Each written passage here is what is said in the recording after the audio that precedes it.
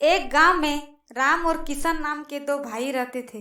राम के पास बहुत सारा पैसा था, जिसके कारण राम खुशी खुशी अपने परिवार में रहता था। लेकिन किशन एक मजदूर था। वह दूसरों के घर में काम करके अपना घर चलाता था, जिसके कारण दोनों भाइयों में बिल्कुल बनती नहीं थी। एक दिन किशन राम के घर जाता है। राम भैया, अगले कुछ दिनों में त्योहार आने वाला है और मेरे पास पैसों की कमी हो गई है। तुम्हारे पास पैसों की कमी हो गई है तो मैं क्या करूं? भैया, कुछ पैसे मिल जाते हैं तो बहुत अच्छा होता। क्या कहा? पैसे?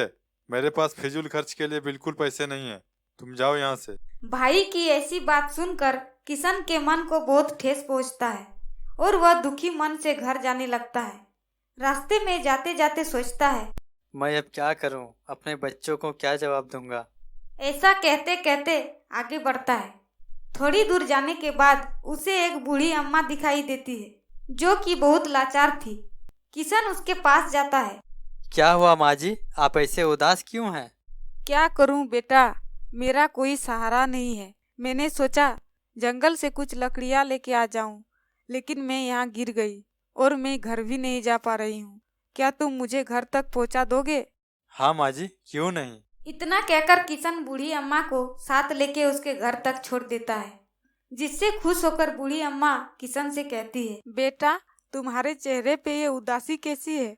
कोई परेशानी है क्या? हाँ माँ जी, क्या बताऊं आपको। तुम बताओ बेटा, शायद मैं तुम्हारी परेशानियों का हल निकाल सकूं। बूढ़ी अम्मा की बातें सुनकर किशन सारी बात बताता है।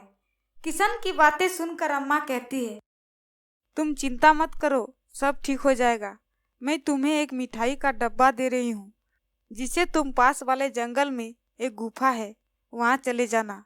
वहाँ एक परी रहती है और ये मिठाई परी को दे देना और परी से तुम जो चाहो मांग लेना। बूढ़ी अम्मा के दिए हुए मिठाई और उसके बातों को ध्यान में रखकर किशन उस गुफा में जाता है, जहाँ एक सुंदर परी रहती है।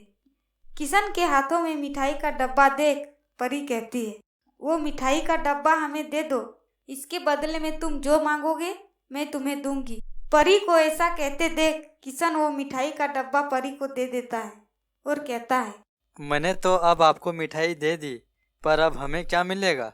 मांगो जो तुम्हें चाहिए, मैं सब दे सकती हूँ। मुझे आपका ये बर्तन चाहिए। ठीक है, ये लो, लेकिन एक बात ध्यान से सुनो, ये कोई मामूली बर्तन नहीं है। ये एक जादुई बर्तन है, जिससे तुम जो चाहो वो पा सकते हो। और एक बार इस्तेमाल करने के बाद इसमें कपड़ा ढक देना, ये रुक जाएगा। परी की इस अद्भुत बर्तन को पाके किशन बहुत खुश होता है और फिर जादुई बर्तन को लेकर अपने घर चला जाता है। घर में खाने के लिए एक दाना नहीं है और आप ये क्या लेके आए हैं? तुम रुको तो, सब ठीक हो जाएगा।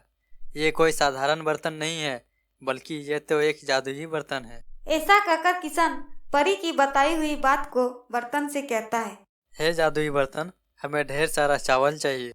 किशन के इतना कहते ही बर्तन से चावल निकलने लगा और चावल का ढेर लग गया। ऐसे ही किशन ने चावल के बाद दाल, चीनी, आटा, ऐसे बहुत सारे खाने के सामान निकाला और सबने रात का खाना बहुत अच्छे से खाया। फिर अगले दिन बचा हुआ अनाज किशन बाजार में जाके बेच आता है, जिससे किशन की आर्थिक स्थिति धीरे धीरे सुधरने लगी। और फिर किशन उस झोपड़े को हटाकर एक सुंदर सा घर बनाता है और सब खुशी खुशी मिलकर उस घर में रहने लगते हैं और उस जादुई बर्तन को धन्यवाद करते हैं। अगले दिन, अरे सुनती हो, ये किशन को ऐसा क्या हाथ लग गया जो वह इतना अमीर हो गया है? पता नहीं जी, दाल में तो कुछ काला है।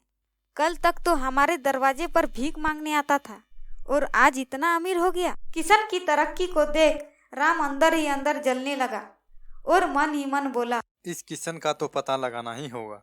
ऐसा कहके राम किशन का इंतजार करने लगा।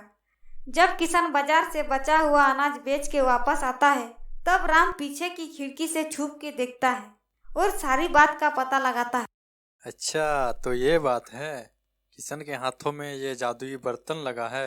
ऐसा कहके राम रात होने का इंतजार करता है और रात होने के बाद चुपके से किशन के घर से जादुई बर्तन को चुरा लेता है और अपने घर लेके चला जाता है और कहता है, हे जादुई बर्तन, हमें बहुत सारा धन चाहिए। राम की बात सुन बर्तन से धन की जगह ढेर सारा पत्थर निकलने लगता है, जिसे देख राम हैरान हो जाता है।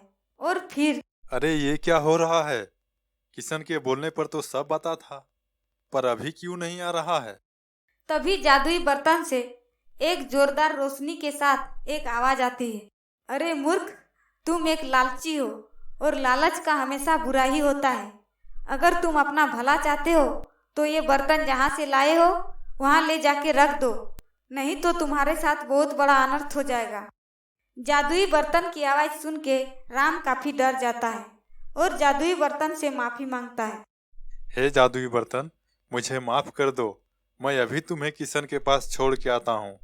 और फिर राम उस जादुई बर्तन को किशन के घर ले जाता है और किशन से माफी मांगता है। जादुई बर्तन को देख किशन खुश हो जाता है और अपने भाई राम को माफ कर देता है और फिर खुशी खुशी सब रहने लगते हैं।